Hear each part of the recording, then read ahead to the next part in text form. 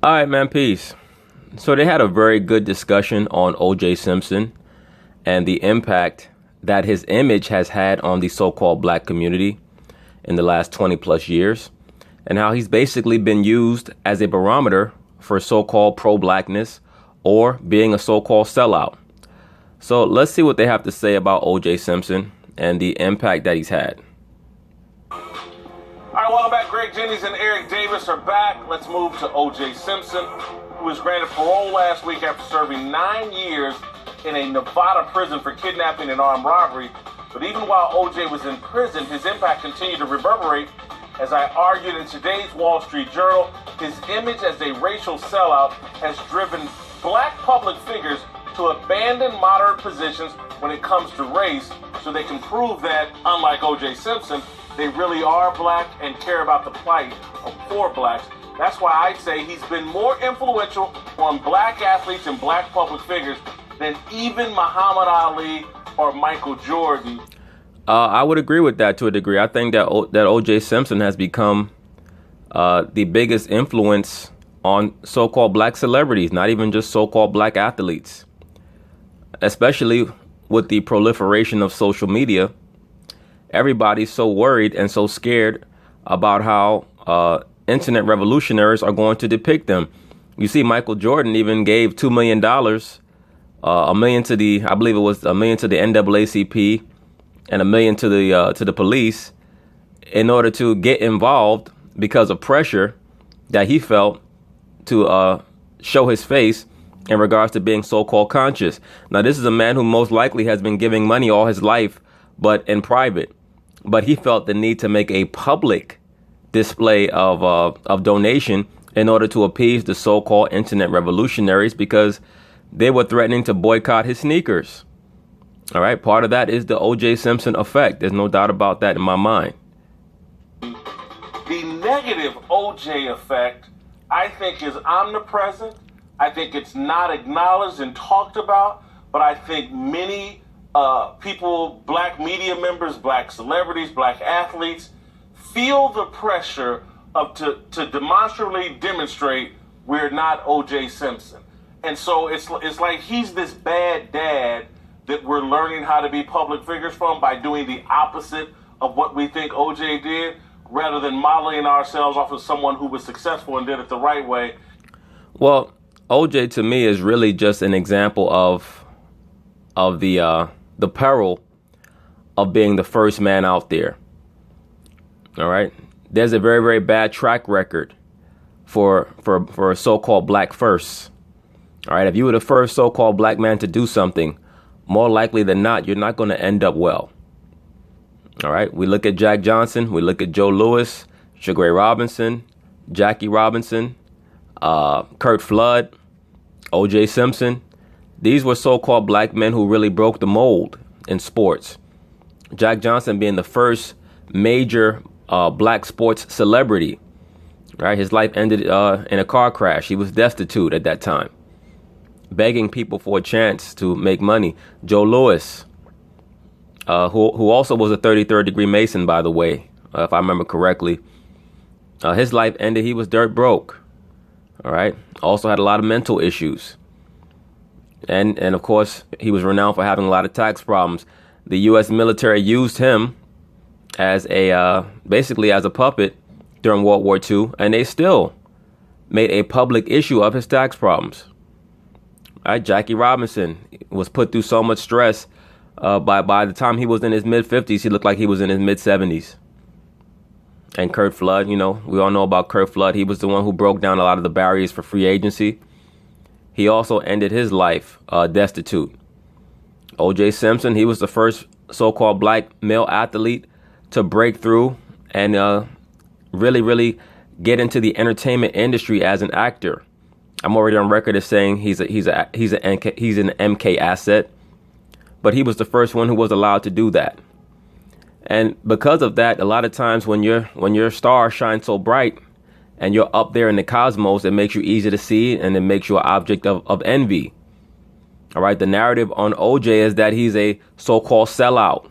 Why is that? Because so-called black people were jealous of him. When they saw OJ around the so-called white man and white woman, they wanted to be like OJ.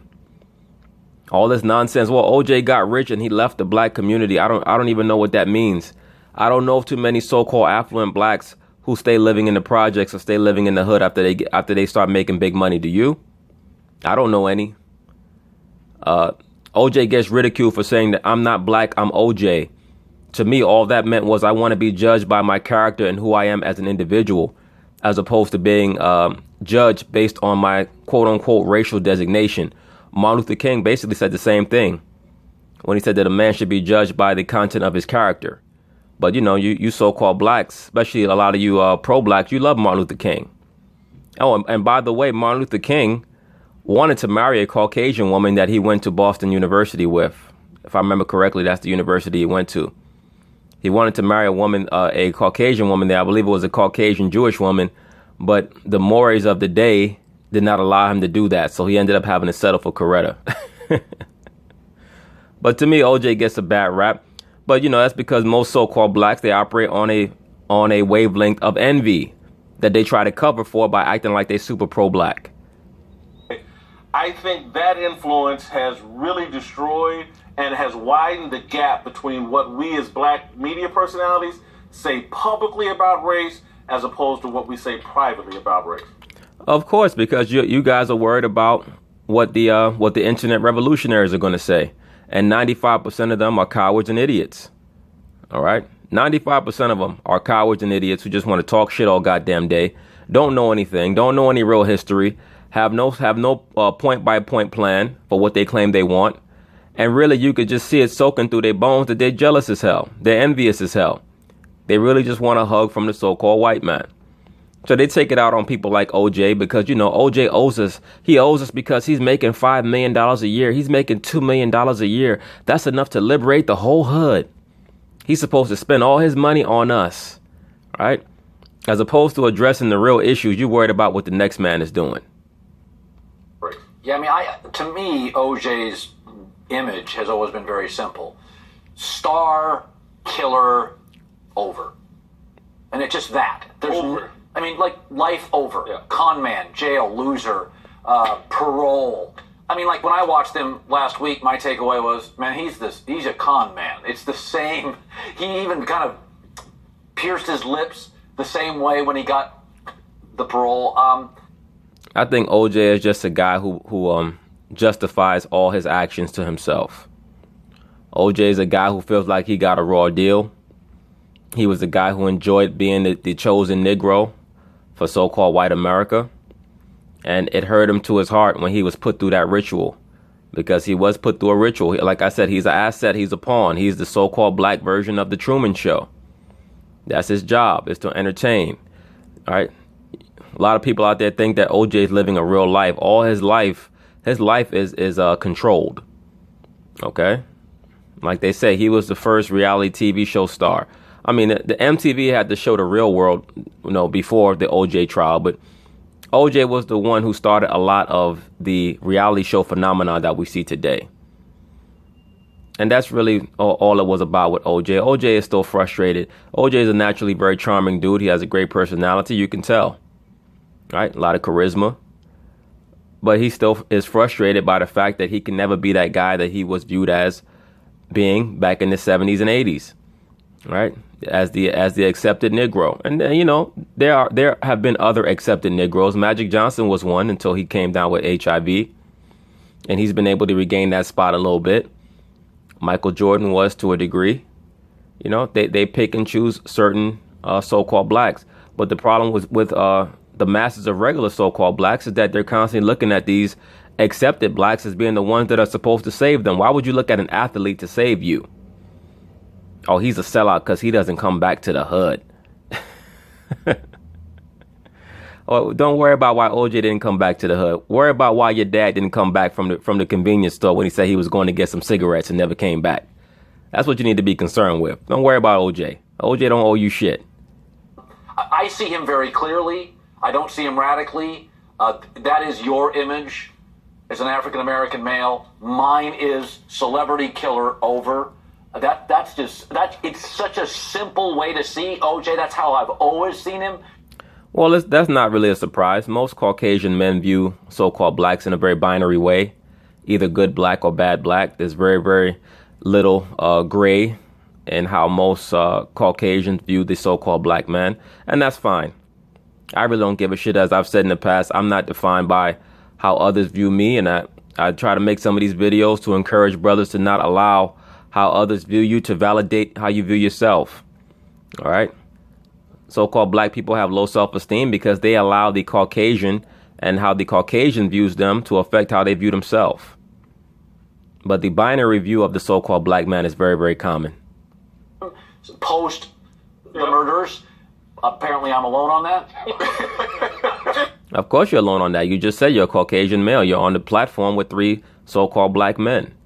So why wouldn't you be alone on your view? You have the right to your view. But, you know, number one, OJ didn't kill those people. I mean, it's just so ridiculous. And the people who act like it's an open and shut case, they never read the transcript of the trial. They like that. People act like, oh, well, you know, the prosecution blew the trial. The prosecution had no case. That's why they had OJ trial in the gloves. They needed him to try the gloves on because they had no case. All the evidence was tampered with. Every bit of it was tampered with. And the gloves that they claim were OJ's, number one, didn't fit. But number two, there was no cut in the gloves to match the cut on OJ's finger. So that's like, I mean, come on. I mean, it's so ridiculous. I've said this in the past. If OJ Simpson was named OJ Greenberg or OJ Goldberg, and one of the lead investigative detectives on the case was somebody who was found to have Nazi ties, like Mark Fuhrman was found to have beliefs that would be akin to a KKK member. Please keep in mind, Mark Fuhrman was on record as saying that he wanted to go join the police force in South Africa so that he can kill niggers and get away with it. That's what he said. All right. So if the lead defendant in a case, in a double murder case, was a Jewish man, and one of the lead investigative detectives was found to have a KKK level thought process, or pardon me, a neo-Nazi thought process where he hated Jewish people, that case would not have even made it to trial. They would have threw that case out. It would have been declared a mistrial. And he was the guy, and Fuhrman was the guy who found most of the evidence that they tried to use against OJ in the case. He's the one who found both gloves magically. He's the one who investigated the Bronco that they claim has so much blood on it. All right. Now, who was the other guy? Van Adder, who was carrying around OJ's blood for days. Right. Why were you doing that? Why were droplets of OJ's blood appearing at the so-called crime scene days after the murder took place? Right. Droplets that were not there originally. I don't think it's that complicated. To me, America and the media made OJ a statement about Black America that you would not feel. And I felt like it was inappropriate. I don't think OJ is a very profound statement about Black men or Black America, but we made him into that because it's a great story. Well, yeah, because to a degree it was a psyop. Like I had somebody comment and say, oh, well, you know, you're going too deep with this. The O.J. Simpson case was a psyop. Well, no, it was a real those were 2 real murders that happened, and it was a partial psyop. But like I stated in one of those videos that I made, the envelope that Ron Goldman was delivering to Nicole Brown, it had cocaine in it, allegedly. All right. Supposedly, he was bringing her glasses back from the restaurant. There were not glasses in that envelope. You know how I know that? Because they were not admitted to the court case as evidence. All right. That envelope was on the ground at the murder scene. It had cocaine in it. They already knew that he was coming to deliver cocaine to the broad. She was a big hoe. She was fucking everybody. That's why OJ was mad at her. OJ was not mad enough to kill her. He had moved on. He moved on to some other white broad named Barbieri, if I remember correctly. He wasn't thinking about no damn Nicole Brown. All right. He moved on with his life. She was the average so-called liberated female in America who thought that she was doing it, and she was really just putting a bunch of mileage on her vagina. She was having sex with drug dealers in the living room while her kids were in the bedroom sleeping. You know, average so-called single mother in America being a hoe. All right. That's what she was doing. And they got caught up. In regards to her conduct. Her conduct caught up with her. And yeah, it was a psyop to a degree. Like I said, there was a CIA, the son of the CIA director, I believe his name was Carl Colby, who was living across the street. It was just a it was just a big setup. And OJ, of course, was the pawn. He was an asset. It was used to bring about a lot of quote unquote racial upheaval in America, and it worked. But it is what it is. But OJ didn't kill those people. I read the article, a very good article, and I agree with you on some aspects of it. Where do you agree?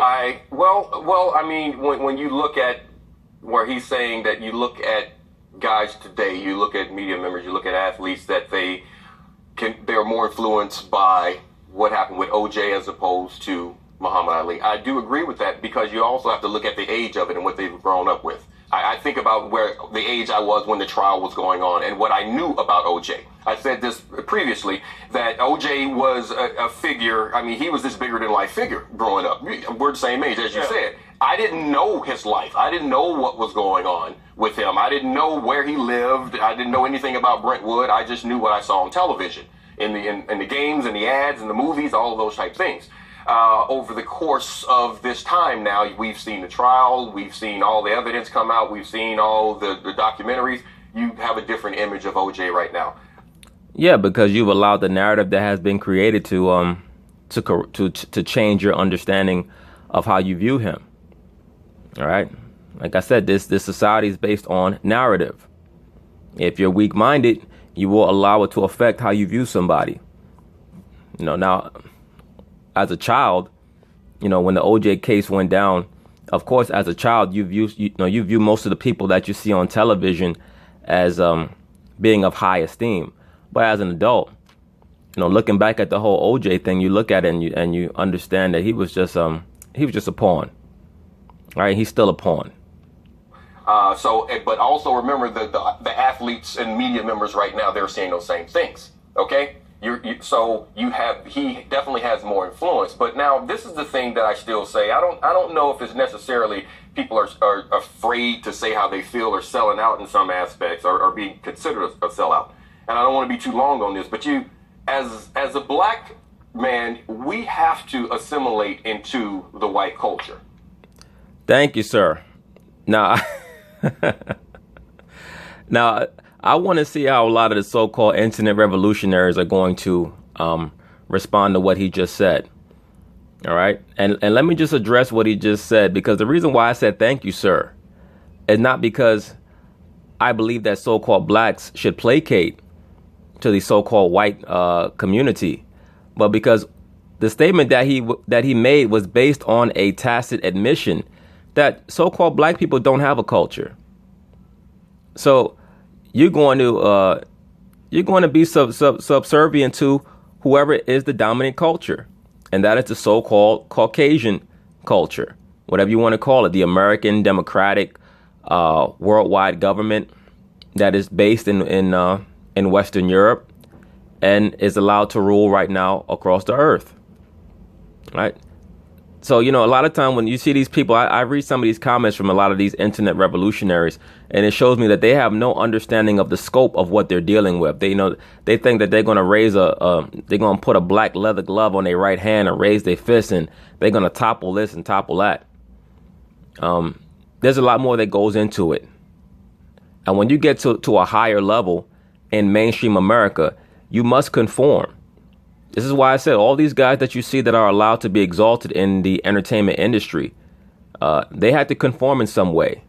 The vast majority of them are pansexuals. The vast majority of them are Luciferians. They have to go that route or they will not get television time. All right. They will not get exaltation. That's just how it goes. And until the time comes for this current rulership to end, that's how it's going to be. You can get mad about that. You can make all type of comments. Well, what if we do this and do that? I have no problem with that, but have a plan. Have a point-by-point plan about what you're going to do. Don't come at me with no emotional shit.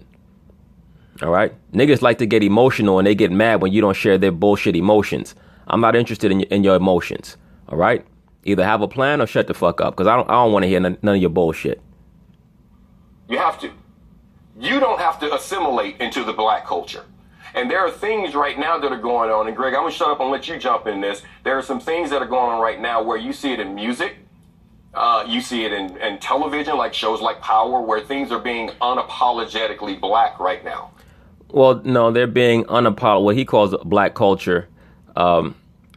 It's really just the vestiges of the black narrative of what culture is. All right. Being so-called hood, or the exaltation of drugs, or the exaltation of to be quite honest with you, degeneracy. All right. So-called black people now are exalting degeneracy. They're exalting their women sleeping around with multiple men. They're exalting the men being so-called thugs, shooting and killing each other and selling drugs and getting locked up. That's what the show Power is mostly about. Right? That's what most of the so-called music that our people listen to is about. So no, that's not culture. That's really just a representation of the narrative of what quote unquote black culture is. But that's not real culture. Culture is an understanding of your God, your ancient language, your own land, right? The cultural rituals that you practice, right? All those things go into what a culture is. Our people don't have one. I like the scriptures say our people, our people are destroyed for lack of knowledge. It tells you that knowledge and wisdom shall be the stability of our times. Our people have no knowledge. They have no wisdom. That's why they're so unstable. So all these things go into the problems that our people have. And I think that has a lot to do as well with millennials and what they're seeing, that they have a voice. And I think it's more so that, as opposed to saying that what OJ is or was is that you want to take a side on it one way or the other. I don't think it's about him. Let me say this. A lot of so-called millennials, they have a voice, but having a voice is not always a good thing. There's a lot of confusion that goes on via social media. You have a lot of people who are trying to act like, and this is why I come against that term, quote unquote, woke. You got a lot of people claiming that they're quote unquote woke, but they really have no knowledge. They're just contrarians. What is a contrarian? A contrarian is just somebody who just says, I don't believe that. I don't agree with that. I'm against that. But they have no knowledge. When you question them, they don't really know. They don't have any fundamental understanding of facts and how they fit together to form a strong doctrine. They just talk shit all day. I don't believe in this. I don't believe in that. I don't believe in this. Can you prove that? Were you there? Those people are what you call nihilists. A nihilist is basically somebody who just embraces nothingness, meaning they've accepted the fact that they're dumb as hell, and they've turned that into a philosophy on life. I don't know anything. Right? It's what's called a nihilist. For me, being a black athlete and playing football, I saw the OJ process. I wasn't able to see his entire career, but I saw his aftermath, if you will. And pursuing sports, it never once crossed my mind to say, man, I don't want to be OJ. It never once crossed my mind to say, man, I don't want to be Muhammad Ali. Or I saw greatness and I saw failures. And for me, I just wanted to be great. Regardless of what that looked like, I wanted to be authentic and organically me, great. And so when it comes to not really saying what I really want to say, or kind of selling out, if you will, or being politically correct, that's what we have to do. He kind of dropped, the man kind of dropped the bomb there. Look, let me say this, and I've stated this already in regards to the Kaepernick thing. A lot of the pro-blacks got mad at me when I said that I agree with Michael Vick that, yes, if he is serious about wanting to get back into the NFL, that yes, he should cut his hair. Because now his long hair is directly associated with his ideology. So if you're trying to get employed by people who already are looking at you as being more concerned with your ideology than being an NFL player, then yes, you might want to have to cut your hair. But that's up to you. I'm not against his hair. But if you're going to have your hair, then you have to embrace the fact that you might not be sought out by the NFL. All right. That might be part and parcel of it. You know, people have to understand how the human brain works. The human brain works associatively. Our brains are trained to associate things, even subconsciously. All right. It just is what it is. So when people see certain hair, when they see a black man with a wild hairstyle and they are the employer, if they think a certain way about that, then that's their prerogative. The real mental problem, I think, is in so-called pro-blacks and their belief that they should be concerned about changing the so-called white man's mind. Right. And that's something that a lot of so-called pro-blacks do. They try to act like they're being strong. Oh, well, you know, why how come, we can't fight back against this and make them. Why are you so concerned about coming together with them for? That's the real question I have. Why are you so concerned about trying to force them to accept you and your hairstyle in their workplace as opposed to trying to create your own? All right. You're trying to act strong, but you're really a slave-minded nigga. That's really what you are. But at least this guy admits that when you're in their world, you have to conform to their rules. It's just common sense. I don't care if we don't. We're looked at as, when you look at the NBA and you look at an Allen Iverson, when he got into the league, he was organic, authentically who he was. They changed all the rules. I need you guys to wear suits, a blazer. You have to look a certain way now. All of a sudden, when we take a stance of just being who we are 100%, to your point when you were on with Colin earlier, what we would say at home with our homeboys and all, we just can't do that. That's what I'm saying about being assimilated into the culture. You have to be a part of doing that. This is the thing. If you are white and you grew up in a trailer park and you make some money and you decide that I've made some money and I'm going to move to another neighborhood and I'm going to get on the nice side of town, and you do all those things, then it's fine. Absolutely. You're never 100%. No one ever says that this guy didn't want to live in a trailer park, this white guy changed. But if you're black and you grew up in the hood, in the projects, and you get some money and you move, then, well, you're selling out. Yeah, because that's the internet revolutionary, right? I'm suffering, so we all got to suffer. I'm a lazy bastard who sits up and smokes weed all day and, just chills out playing video games. So, you got up at 4 o'clock in the morning to work hard and try to perfect your skills and your gifts. And now you have the nerve to want to leave me here by myself? Hell no.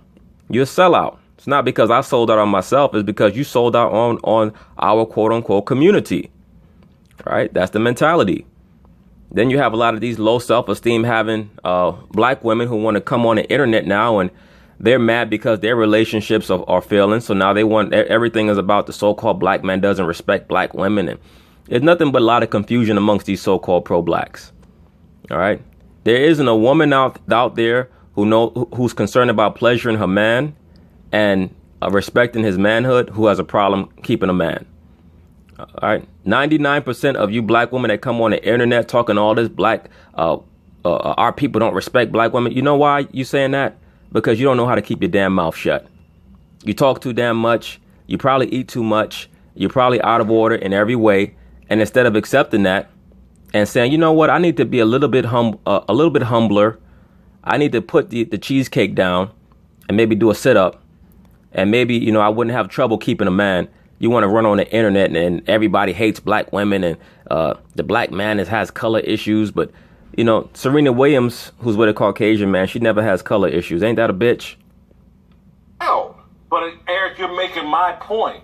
If you're from the trailer park and you grew up wearing cut-off jean shorts and decided, you know what, now that I've made some money, I'm going to put a suit and tie on. No one's going to say you're selling out. And so, again, we've like Allen Iverson was being authentic to who he was and how he grew up. But is that necessarily black? Is that authentically black, or is that just authentic to Allen Iverson, that individual? Exactly. And like I stated already in the past about Allen Iverson, he's trapped in that, he's trapped in that image that he created for himself. Now he's 40-something years old and he still has to dress like a little boy, because if he actually starts to mature in his style of attire, the type of fans that he has who are very diehard, the type of fans that he has are going to call him a sellout.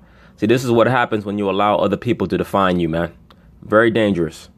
Exactly. And so there's a lot of people that grew up in the hood that when they got some money, my father grew up dirt poor, dirt poor, took so much pride in being suited and booted every single day.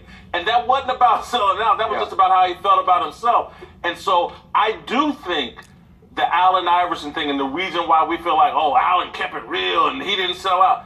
That's the people don't realize it. That's the OJ effect. I agree with that to a degree. And Allen Iverson was also used as a counterpoint to Jordan in the early 2000s. All right, the early 2000s was a time period where they promoted the thug image. And, you know, at the time, being a young man, a much younger man, when the NBA had their clothing reform, you know, I was thinking, well, you know, that seems like they coming after it on a race tip. But later on, during that time period, I said to myself, you know what, they did the right thing. Because that image, that so-called thug image, is really based in anarchy. But I'll get to that a little later. But the thug image is purely based in anarchy. That's all it was about. Allen Iverson was an anarchist. Allen Iverson was a so-called woman worshiper. Right? He didn't have an opportunity but to be a woman worshiper, because that's all he had was his mother. I mean, he had that brother who helped him out. But you'll find with a lot of so-called thugs, they worship the woman. Why is that? Because the thuggy cult, they worship the goddess Kali, the goddess of destruction. All right. We think anything that's not corporate ain't us. And a lot of times, again, as you mature and as you elevate, you want to look nice. I dress the way I dress because I want to. When I was growing up, I didn't have a whole lot. So when I got an opportunity to get more, then you're right. This is my choice as to how I dress. How come, it's funny, but in the black culture, when I hear about people that have influence, it's always the same 8 names. It can be Martin Luther King, it can be Muhammad Ali, it can be this.